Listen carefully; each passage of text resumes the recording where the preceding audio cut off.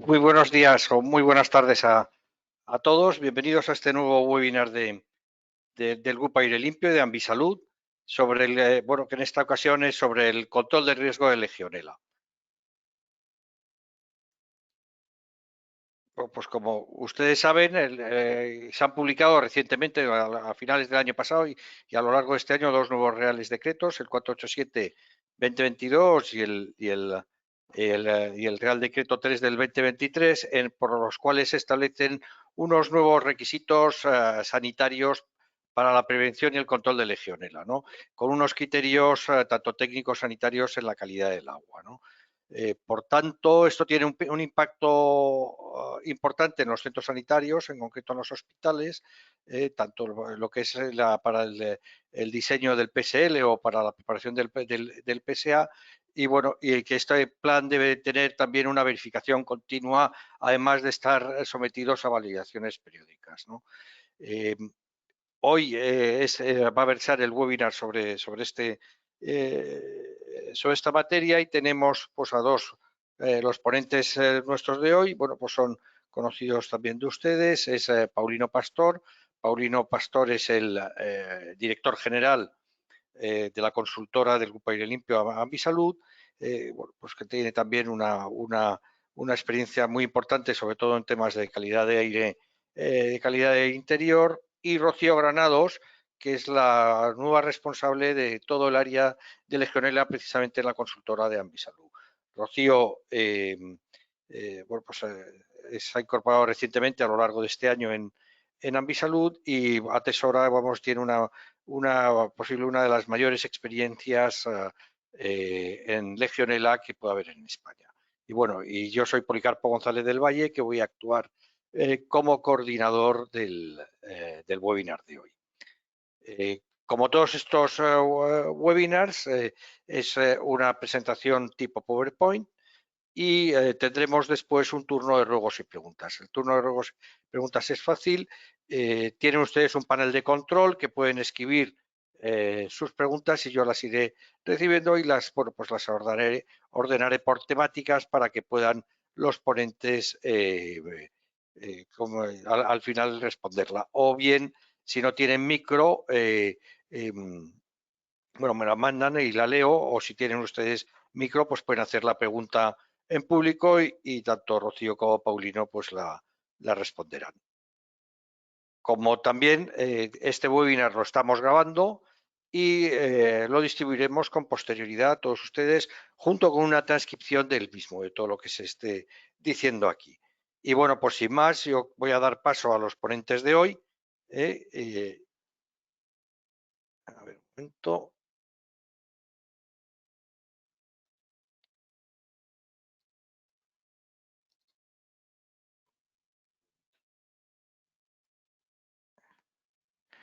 Que estoy a Paulino.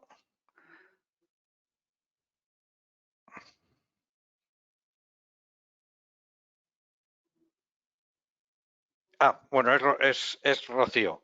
Buenas tardes, Rocío. No sé si nos... No te escuchamos, Rocío. Espera un momento que estás muteada. A ver, ahora te tendrás que desmutear.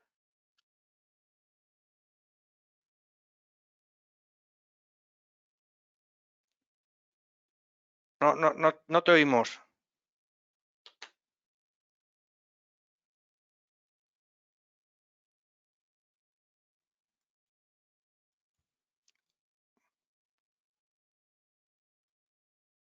A ver, ahora. Ahora sí, ¿verdad? Ahora sí, ahora ya, perfectamente, Rocío. Pues nada, buenas tardes y nada, bienvenida, que es Muchas gracias. Buenas nuestro tardes a primer webinar. todos. Muy bien. Y bueno, pues vamos a presentar nuestro webinar de prevención de Legionela, en el que nos vamos a centrar principalmente en los planes de prevención de Legionela de la nueva normativa, pero vamos a dar pequeñas pinceladas de las novedades que nos aportan las diferentes normativas de reciente publicación y más adelante Paulino desarrollará los planes. Bueno, me presento en un primer lugar. Yo soy licenciada en Químicas. Me acabo de incorporar a Ambisalud como responsable del departamento de Legionela. Y bueno, pues tengo más de 15 años de experiencia en prevención de Legionela, ya que he sido titular de instalaciones pues con más de 300 torres de refrigeración y más de 150 instalaciones de agua sanitaria. Respecto a la normativa de prevención y control de Legionela, como ya todos seguro que sabéis, tenemos el Real Decreto 487/2022, que entró en vigor el 1 de enero del 2023.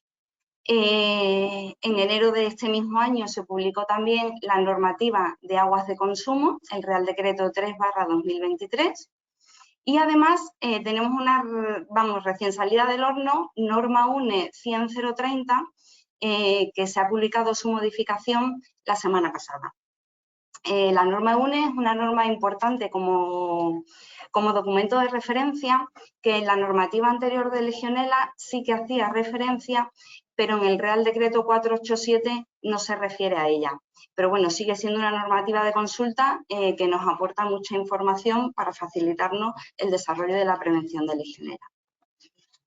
El ámbito de aplicación del Real Decreto 487 pues tiene una importante modificación respecto al anterior, porque el anterior hacía una clasificación de instalaciones en función del riesgo. Hablaba de instalaciones con mayor y con menor riesgo de proliferación de Legionela. Este nuevo Real Decreto trata por igual todas las instalaciones y nos deja que bueno, pues cualquier instalación susceptible de producir aerosoles va a suponer un riesgo para la salud. Y bueno, pues dentro de ellas tenemos las más conocidas, pues son el agua sanitaria, las torres de refrigeración, las centrales humidificadoras, el riesgo por aspersión, las fuentes ornamentales, vehículos de limpieza viaria, en fin, en definitiva, cualquier instalación que produzca aerosoles puede producir problemas de legionelosis.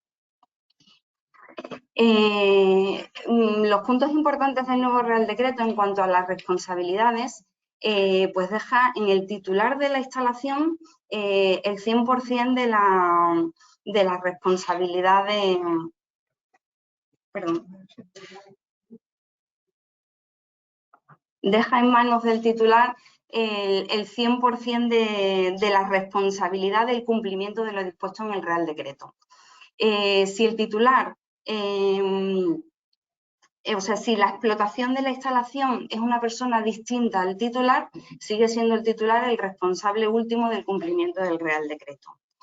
Además, si el titular tiene contratadas las operaciones de mantenimiento y todas las actividades contempladas en el Real Decreto, no le exime tampoco de su responsabilidad de cumplimiento.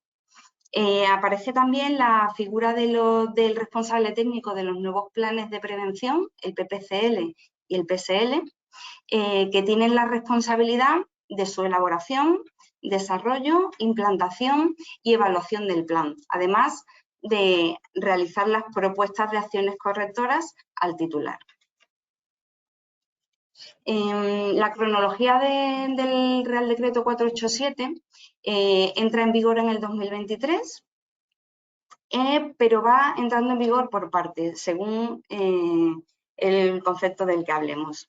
En el 2024 entrará en vigor el 1 de enero la implementación de los planes de prevención, que tenemos dos tipos de planes, el plan de prevención y control de Legionela o el plan sanitario de Legionela. Entra en vigor también un nuevo programa de muestreo que tiene modificaciones respecto al anterior Real Decreto, así como en la calidad del agua aparecen nuevos parámetros y también alguna modificación de rango permitido. Y también hay novedades en la formación del personal que realiza operaciones de mantenimiento en instalaciones con riesgo de legionelosis.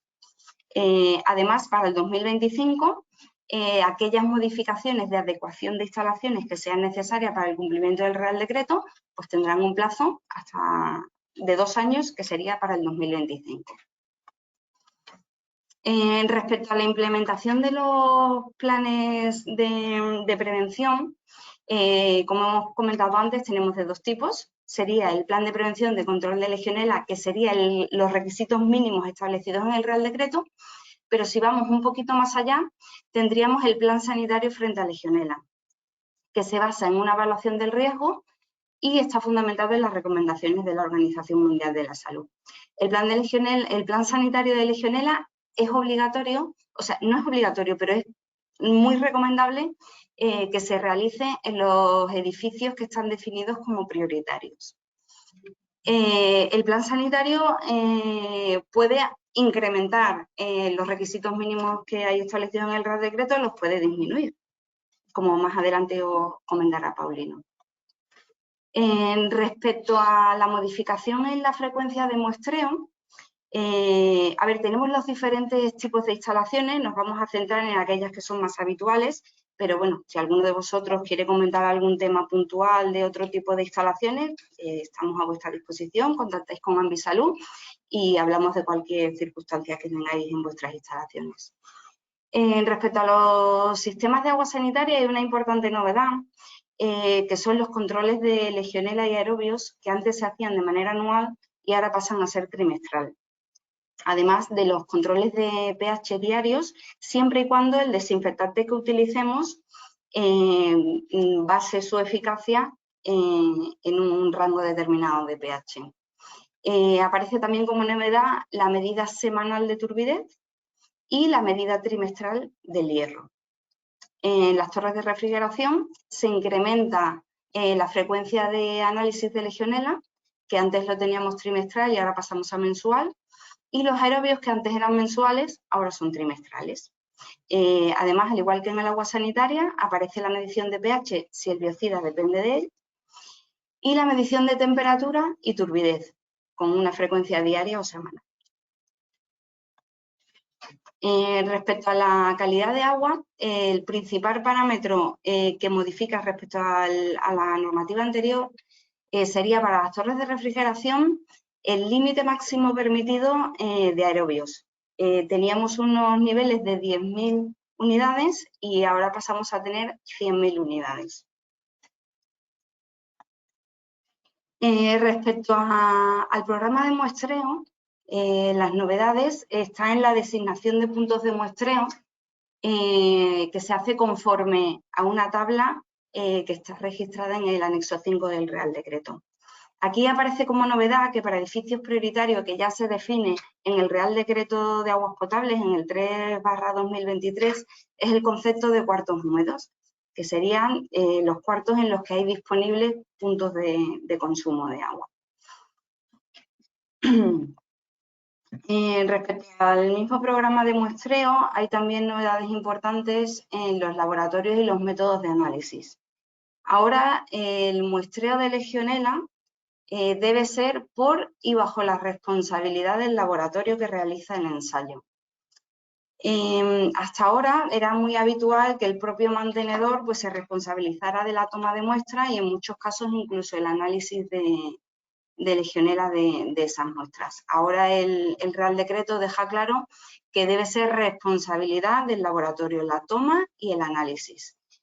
Y bueno, nosotros pensamos que es muy recomendable que estén separados del mantenedor. El mantenedor realiza unas operaciones de prevención y luego pues hay una confirmación de efectividad de esas operaciones de mantenimiento que realiza un laboratorio externo y completamente desvinculado del mantenedor. El ensayo de Legionela, además, ahora debe ser acreditado por ENAC. Esto será efectivo para el 2025. Y las normas de referencia para los ensayos tanto de Legionela como de microorganismos aerobios siguen siendo las mismas que ya teníamos en la normativa anterior. También tenemos importantes novedades en la formación del personal, ya que antes cualquier persona que realizara alguna actividad de prevención de Legionela en las instalaciones tenía que tener la cualificación relativa al mantenimiento higiénico-sanitario de instalaciones susceptibles de proliferación de Legionela. Ahora hace una distinción que aquel personal que realice operaciones menores de prevención pues no es necesario disponer de esta cualificación, pero sí se incluirá dentro del plan de formación de la propia empresa. Esas operaciones menores de prevención y control de Legionela pues son las mediciones de temperatura, niveles de biocida, control de pH. En ningún caso será la aplicación de los tratamientos de prevención de legionela. Respecto a la adecuación de instalaciones, las principales novedades son para las torres de refrigeración, se modifica la eficacia permitida del separador de gotas, que pasa ahora a tener el caudal arrastrado será menor al 0,002% del caudal recirculante. En la normativa anterior teníamos el 0,005, perdón. Y respecto a los depósitos de agua fría, ahora es necesario tener un sistema de medida de temperatura interno. Pasamos ahora ya al Real Decreto de Aguas Potables, el Real Decreto 3/23, que entró en vigor a principios de año, cuando se publicó, y que, bueno, pues tiene también una cronología de entrada en vigor de diferentes puntos, que serían para los edificios prioritarios que tienen la obligación de registrar los datos en el SINAC, será obligatorio para julio del 2024, y para enero del 2025 deberán tener establecido un PSA y además estar ya enviando los datos a SINAC.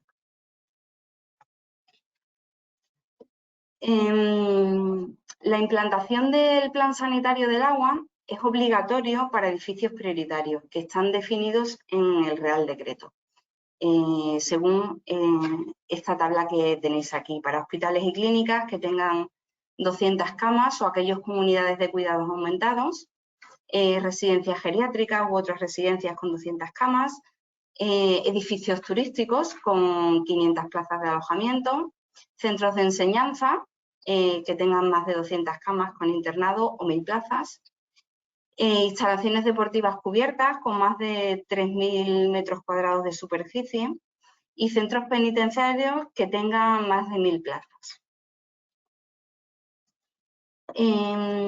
Respecto a los tipos de análisis y frecuencias de muestreo para el agua potable, en este Real Decreto hay también algunas modificaciones respecto al anterior. Hace una clasificación de infraestructuras y añade algunos parámetros nuevos como pueden ser el cloruro de vinilo y el bifenol A, para los casos en los que tengamos instalaciones de distribución con materiales tipo PPR, PVC, materiales plásticos. Para el PSA en edificios prioritarios, el número de muestras se establece, como hemos comentado también, para la determinación de puntos en legionela, en base a los cuartos húmedos, que son las estancias en aquellas en las que existen aparatos que consumen agua.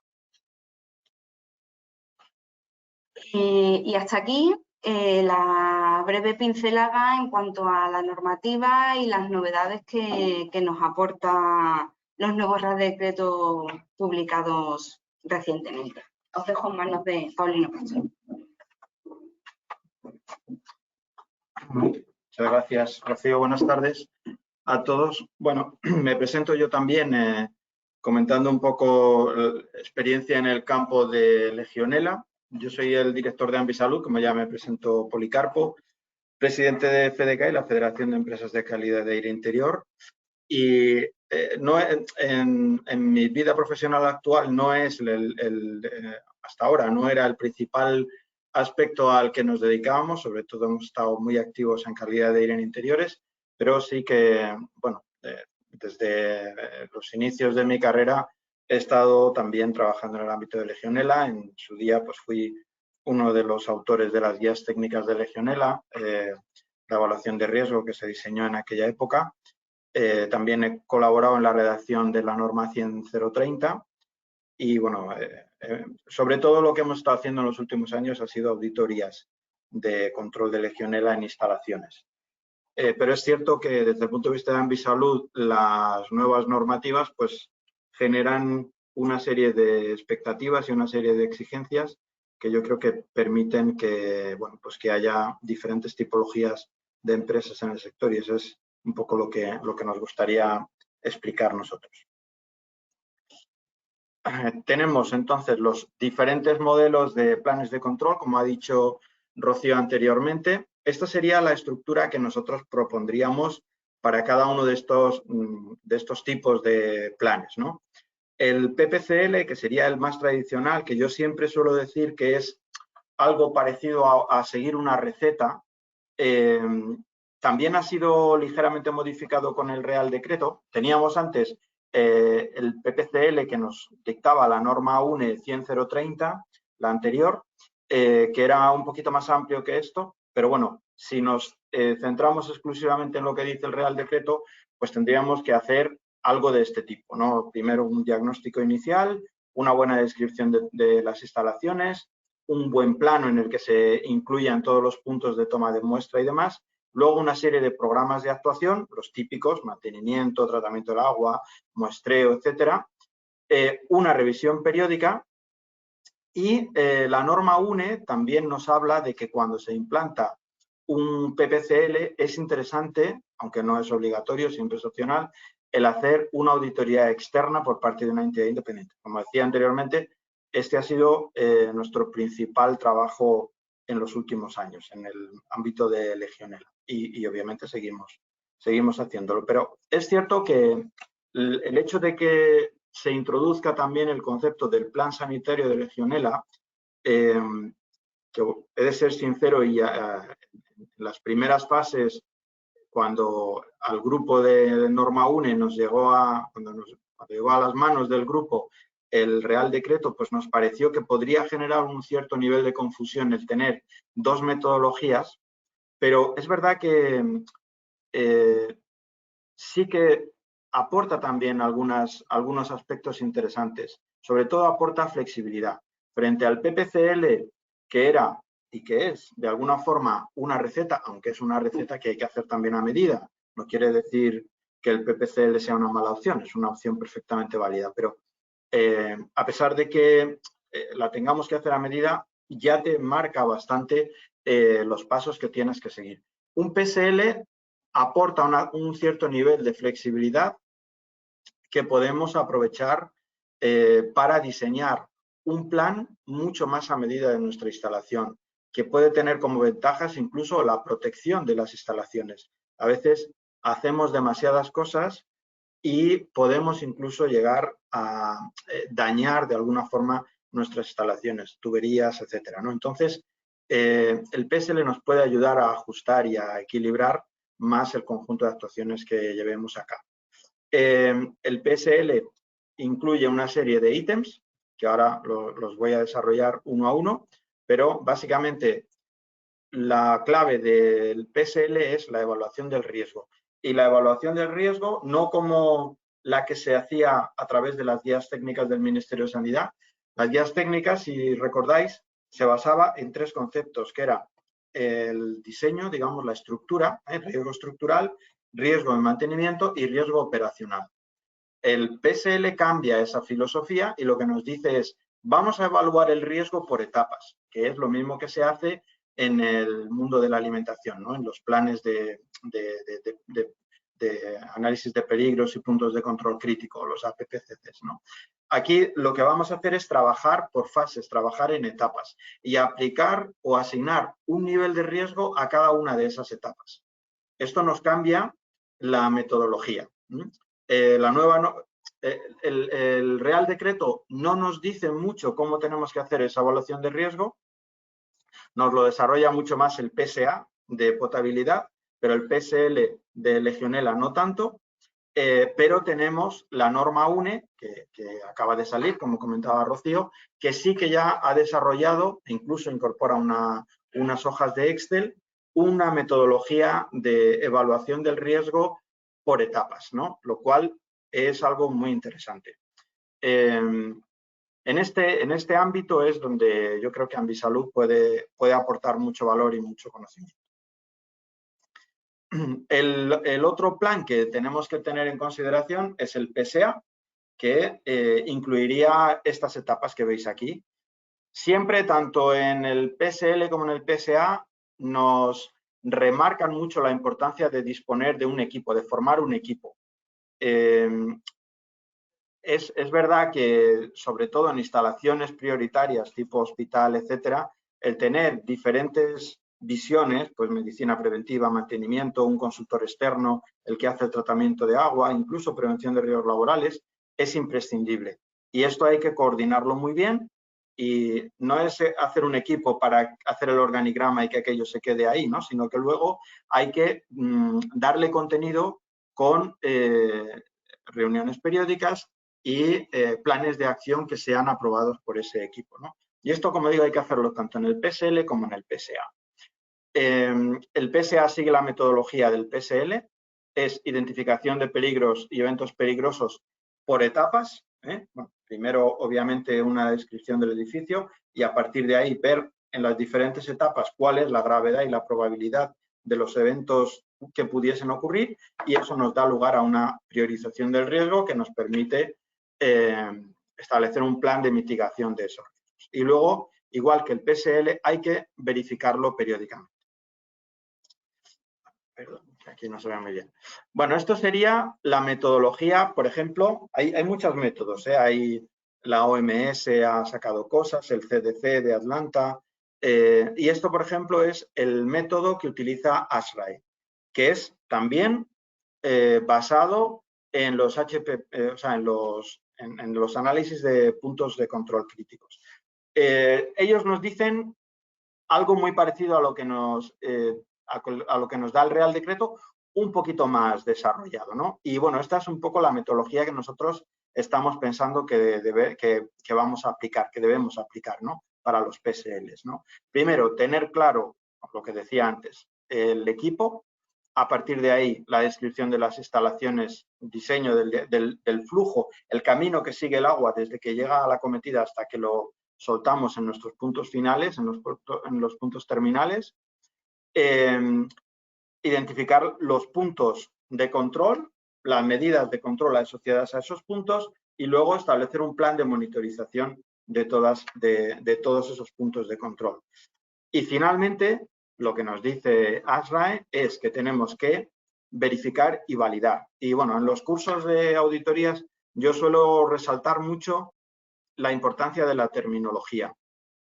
Y para ASRAE, por ejemplo, y yo creo que es interesante seguir ese concepto, hay dos ideas. Hay la verificación, que es algo que puede hacer el propio titular de la instalación, mejor dicho, el responsable técnico, que es el que tiene el conocimiento, lo puede hacer periódicamente, es como un autocontrol.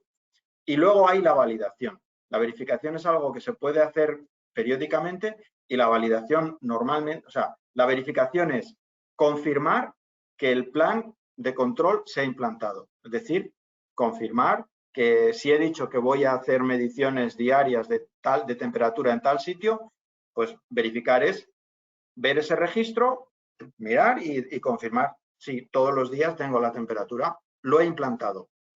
A final de año tenemos que validar. ¿Validar qué es? Validar es decir, he estado haciendo todo esto, he estado haciendo mediciones, he estado registrando temperaturas, he hecho no sé qué plan de control, limpiezas, etcétera, etcétera.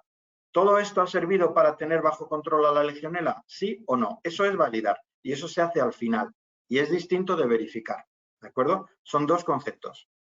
Y luego lo que nos dice ASRA es que todo tiene que estar bien documentado.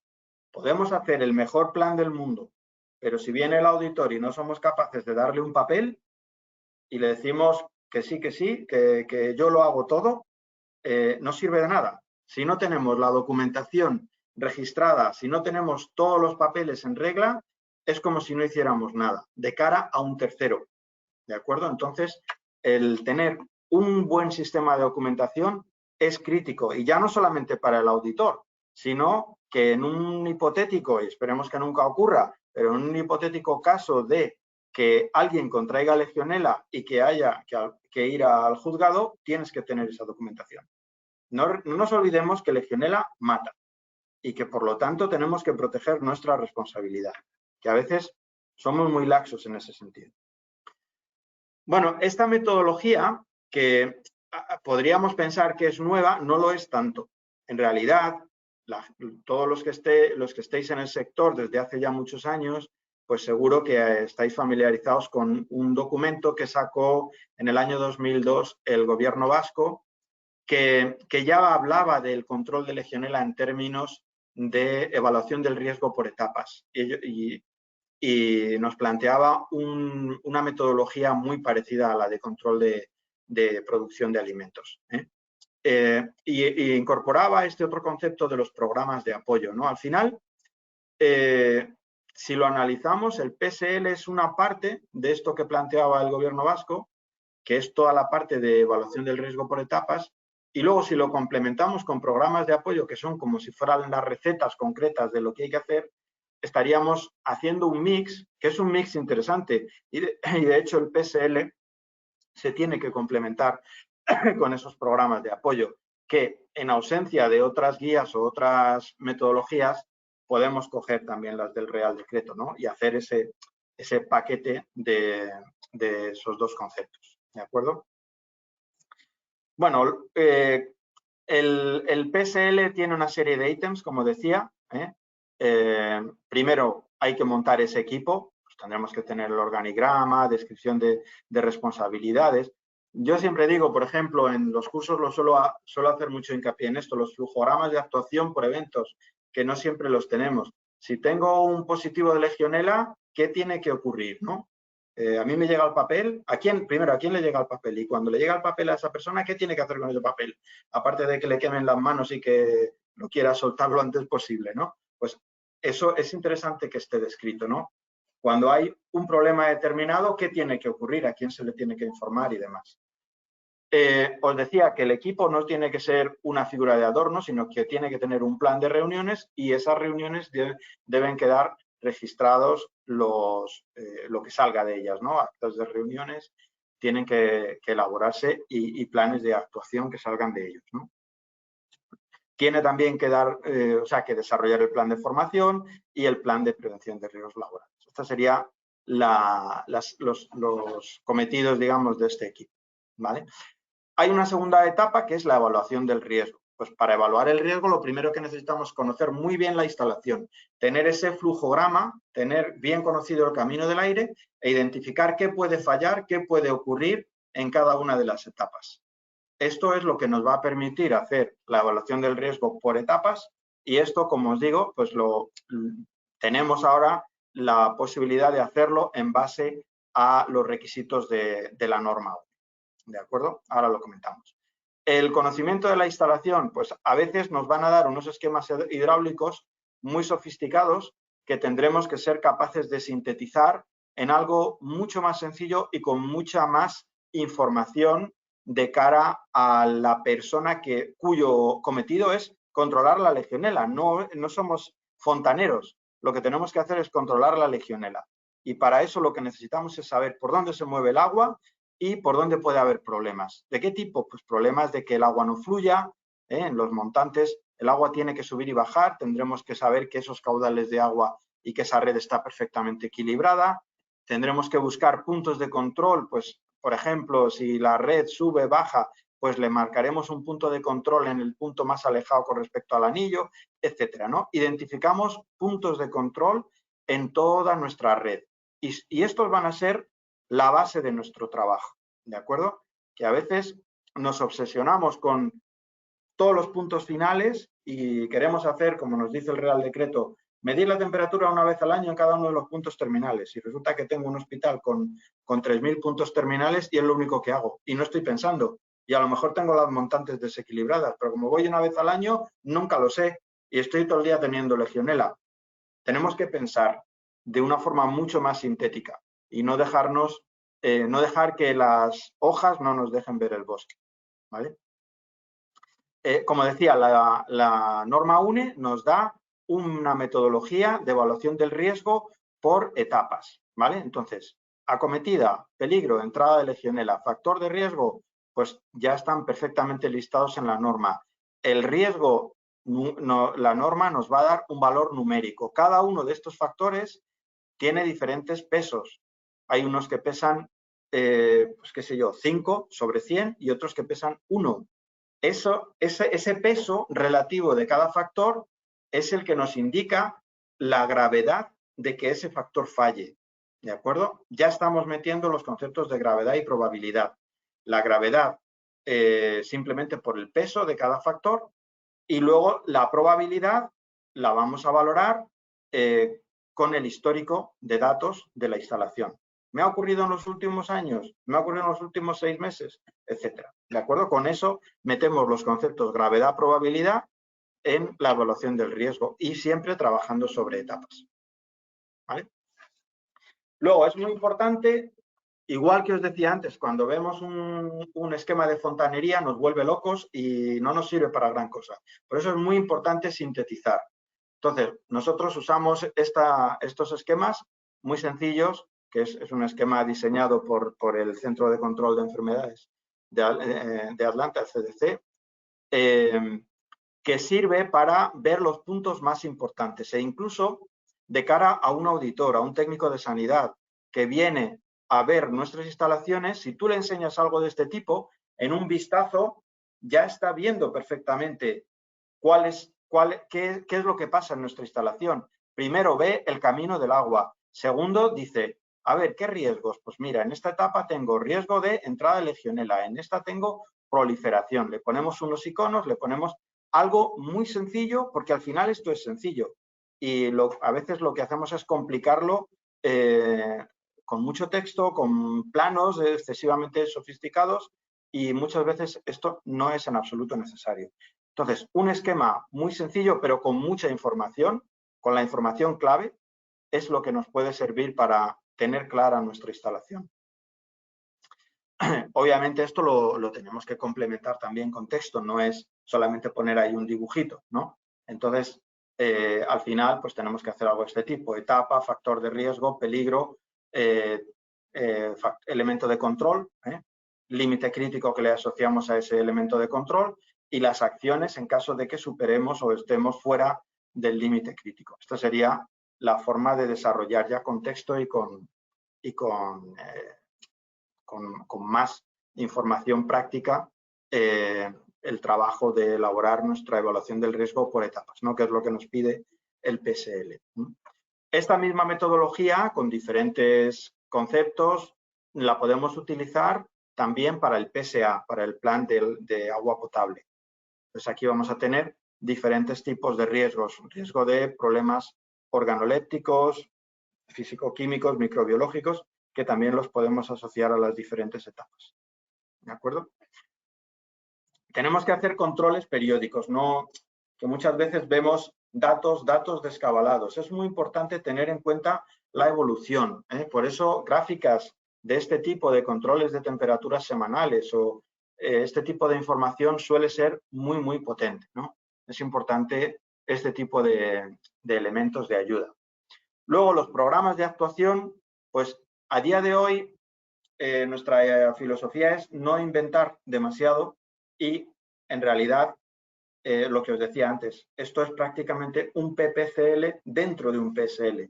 Vamos directamente a coger lo que nos dice el Real Decreto, o a lo mejor también podemos complementar con lo que nos dice la norma UNE, y con esto diseñamos todos los programas de actuación, los típicos, planes de mejora, si es que tenemos temas estructurales, planes de tratamiento continuado del agua, planes de muestreo y análisis de agua, planes de limpieza, etcétera. Habrá una serie de registros que van a ir variando y otras que a priori son fijos, pero que a lo mejor cada cierto tiempo, cada año, cuando sea, los tenemos que revisar. Yo que sé, fichas de productos, si hemos cambiado de producto por lo que quiera que sea, o si las dosificaciones tienen que cambiar, etcétera, cambiaremos documentos que son fijos, ¿vale? Y luego, lo que comentaba anteriormente, en el PSL, dos conceptos: plan de verificación. El plan de verificación, que lo puede hacer el propio titular. Aquí yo lo que recomiendo es que se diseñe un cuadro de mando con indicadores, es decir, tendremos que, indicadores son los límites críticos de los diferentes parámetros al final. Un indicador es, pues, acumulador de agua caliente sanitaria, 60 grados. Bueno, pues ese indicador se superará o fallará X veces al año. Pues mi cuadro de mando es: oye, durante el año estaba midiendo todos los días la temperatura en el ACS, en el depósito, en el acumulador, y resulta que no lo sé, un 20% de los días estaba por debajo de 60. Ahí tengo un problema, ¿vale? Lo identifico y trato de corregirlo. Pero en mi plan de verificaciones, primero yo confirmo que estoy midiendo y segundo, analizo el dato, ¿vale? Y al final del año, con todos esos datos y todas las actuaciones que haya realizado, podré validar. Es decir, durante los 3 primeros meses del año tuve el problema de que las temperaturas no alcanzaban, hice tales correcciones, el resto del año ha estado todo correcto. Bueno, pues tú ya validas que tu instalación, con todo lo que estás haciendo, está dando el resultado que tiene que dar, que es que todos los límites críticos están bajo, o sea, que no superamos los límites críticos de ninguno de los parámetros. ¿De acuerdo? Y esto es la filosofía del PSL, básicamente. Bueno, un poquito de publicidad, si me permitís. ¿Por qué puede ser interesante que contéis con nosotros? Primero, y lo ha dicho también Rocío, independencia. Nuestra idea en el ámbito de Legionela es ser consultores, hacer tomas de muestras, hacer laboratorio, y entendemos que todo eso se tiene que separar y diferenciar de las otras actividades propiamente de mantenimiento, como pueden ser limpiezas, desinfecciones, etcétera. Y de hecho el Real Decreto va un poco en esa línea. Esa es la línea tradicional de Ambisalud, en la que siempre en calidad de aire hemos dicho no se puede ser juez y parte. Yo no puedo limpiarte los conductos y luego hacerte la verificación de que está limpio. No tiene ningún sentido. Yo no puedo hacerte una limpieza y desinfección, 15 días más tarde coger agua y decirte mi limpieza y desinfección ha sido efectiva y no hay legionela o no hay lo que tenga que haber. Una cosa es medir y otra cosa es actuar. Y hasta que este sector no absorba esa filosofía, yo creo que estaremos un poco en precario, ¿no? Es nuestra opinión desde Ambisalud. Y pues nada más por nuestra parte, muchas gracias y quedamos a la disposición de todos ustedes y para cualquier pregunta estaremos encantados de responder, tanto ahora como podéis enviarnos correos electrónicos o lo que necesitéis. Dejo un huequito también a Rocío. Nada, muy bien. Nada, empezamos el turno de ruegos y preguntas. Ahí os dejo la transparencia donde tenéis los mails tanto de Rocío como de Paulino, por si queréis enviar. Y empezamos. Por ahora no tenemos ninguna pregunta, pero entonces pues la lanzo yo. Entonces sí me gustaría tanto Rocío como Paulino que destaquéis los 3 puntos más importantes que creéis que hay que sacar de vuestra presentación. Bueno, yo diría que lo más importante es que el Real Decreto abre nuevas formas de hacer las cosas, ¿no? Y quizá ha sido tímidamente, porque bueno, se habla de que la toma de muestras se tiene que responsabilizar el laboratorio, pero yo creo que en definitiva la filosofía que hay intrínseca ahí es que tiene que haber una separación de responsabilidades, que en el sector desde hace ya muchos años se hablaba y en el ámbito del agua pues no siempre se tiene en cuenta, aunque hay muchas empresas que ya lo hacen, ¿no? Desde hace muchos años, ¿no?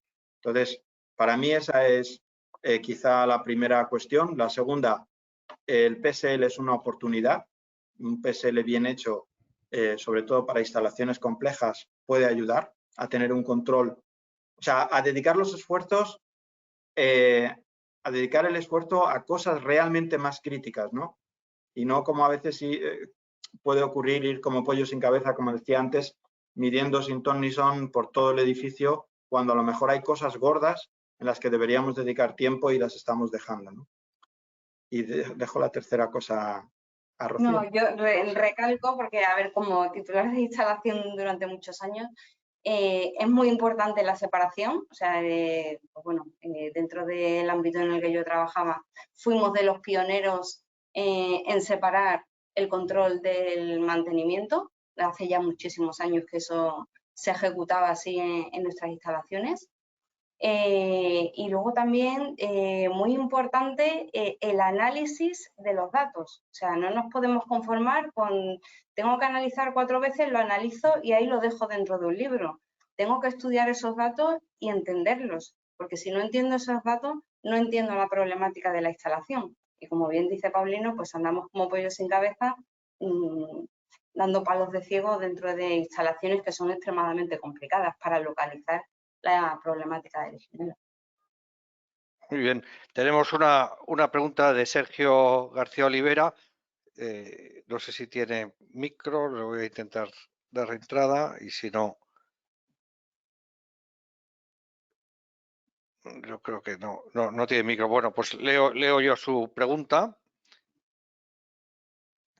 Y es, bueno, el número total de muestras de Legionela en Legionela hay que contabilizar cuartos húmedos o puntos terminales. Bueno, yo tenía entendido que el nuevo Real Decreto decía que puntos terminales. Si le podéis aclarar este aspecto a Sergio. Para edificios prioritarios se contabilizan como cuartos húmedos. Eso es parte de una modificación del Real Decreto. Me he adelantado. Sí. Vale. Y tenemos otra pregunta de Carmelo de la Higuera. Voy a ver si Carmelo también puede entrar o si no le doy yo entrada. Hola. Sí, ¿Hola? Carmelo, te escuchamos todos. Hola, buenas tardes. Buenas mi tardes. pregunta está relacionada con quién debe ser el responsable técnico del PPCL. Si es más conveniente que sea alguien de la propia empresa, pues un hospital en nuestro caso, o si debe ser alguien de la empresa que se contrate para hacer los tratamientos de antilegionela. Lo pregunto porque, claro, me parece entender que para ser responsable técnico hay que tener una formación específica, cosa que muchos no disponemos de ella, claro. Claro, sí. Independientemente de que sea alguien que trabaja para el hospital o alguien que trabaja en una entidad externa, tiene que tener los conocimientos adecuados, claro. Entonces, normalmente lo que está ocurriendo en la mayoría de los casos es que el responsable técnico es alguien externo más especialista en el campo de Legionela, pero bueno, eso no quita que tenga que haber o que sea muy útil y muy importante que haya alguien del titular, de la propiedad, que forme parte de ese equipo de trabajo. Sobre todo en hospitales es muy importante el concepto del equipo, porque al final esto es un tema multidisciplinar y es bueno que haya diferentes visiones, ¿no? Pero el responsable técnico, pues muy a menudo es bueno que sea alguien de una contrata que sea especialista en este campo, salvo Vale. que alguien de la propiedad tenga esa especialización. Claro. Vale, entendido, gracias. Gracias. Muchas gracias, Carmelo. Tenemos otra pregunta también de Pedro Francisco Ruiz. Bueno, va un poco en la misma línea. ¿Qué formación, cualificación debe tener el personal de mantenimiento? Bueno, hasta ahora son los cursos homologados que están descritos por parte del Ministerio. Poco a poco esto va a ser sustituido por certificados de profesionalidad, bueno, y por otros tipos de titulaciones, pero a día de hoy el curso homologado de 25 horas es válido perfectamente. Yo creo que ya no tenemos ninguna pregunta más. Pues no sé si queréis añadir algo y si no, pues despediríamos el webinar de hoy. Pues bueno, por mi parte nada más que agradecer la asistencia a todos y reitero que bueno, que estamos a su disposición para cualquier duda, consulta, estaremos encantados de resolver. Pues nada, estupendo. Pues nada, yo también voy a despedir tanto a Rocío, Paulino, muchísimas gracias. Muchísimas gracias a todos ustedes por la asistencia. Bueno, os recuerdo que esta sesión la hemos grabado y la hemos transcrito, o sea que tendrán las dos versiones, tanto una versión por escrito como la versión en vídeo. Y bueno, pues sin más, pues despedimos y ya nos nos veremos en la siguiente formación. Muchísimas gracias a ustedes. Buenas tardes. Gracias, Hasta adiós. luego.